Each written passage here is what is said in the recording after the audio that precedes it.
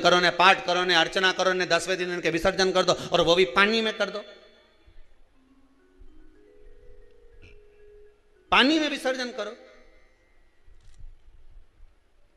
तो ये कहां लिखा कि जल में विसर्जन करो? श्रीमद् भागवत पुराण की रचना जब वेद व्यास जी महाराज करने के लिए बैठे, वेद व्यास जी ने सुखदेव जी से कहा कि मैं मंत्र बोलूंगा, मैं श्लोक बोलूंगा, इसको लिखेगा कौन? तो सुखदेव जी ने बोला गणेश जी से विनती करो। गणेश जी से कहा कि आप लिखोगे?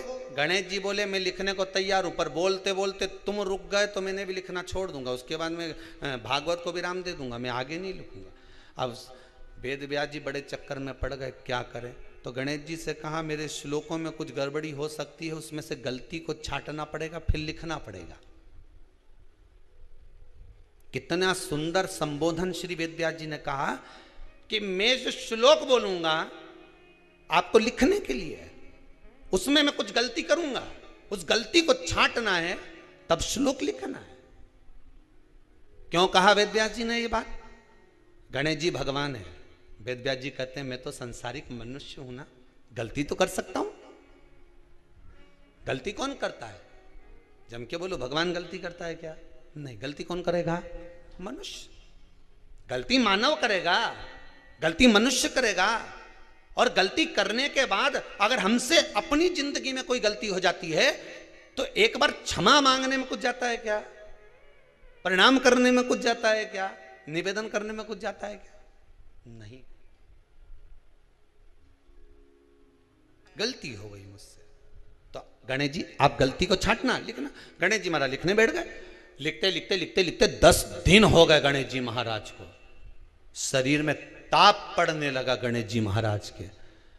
वेद व्यास जी ने गणेश जी के हाथ का स्पर्श करा तो शरीर तो तप रहा था। वेद व्यास जी ने वहीं पर श्रीमद् भागवत के श्लोकों को विराम दे दिया। अब नहीं बोले। गणेश जी लिखते लिखते लिखते लिखते लिखते लिखते थक गए, ताप पड़ गया, शरीर गर्म हो गया। वेद व्यास जी ने कब करूं क्या? 10 दिन से लिख रहे हैं और शरीर पर ताप पड़ रहा है, करा क्या जाए? उन्होंने गणेश जी का हाथ पकड़ा, उठाया और कहा चलो प्रभु हमारे साथ में।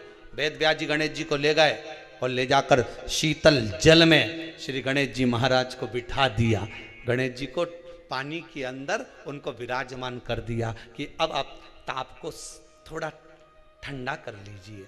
शीतल जल में बिठाया। उस दिन से नियम हो गया कि 10 दिन गणेश जी बैठते हैं और फिर उनका विसर्जन होता है पानी के अंदर, जल के अंदर, शरीर का ताप मिट जाए।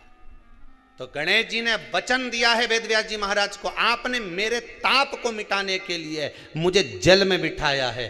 जो मुझे जल में विसर्जन करेगा मेरा ताप तो मिटेगा ही, साथ में जो मुझे जल में विसर्जन करेगा उसके जीवन के भी ताप को मैं मिटा दूंगा, उसके जीवन के ताप को मैं मिटा दूंगा। ताप मिटा दिया।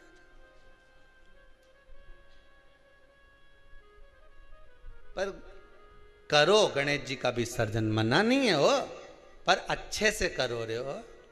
अब मैं छोरा छोरियों तो निशाना लगा है, वो हमारा गणेश जी जई रिया, वो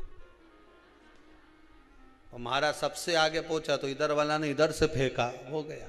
ये हमारे धर्म की हंसी उड़ा रहे हैं, ये हमारे धर्म की हंसी है।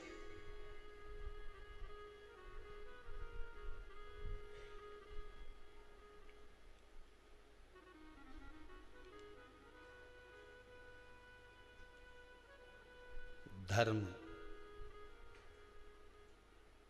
को बचाने का प्रयास एक हिंदू ही कर सकता।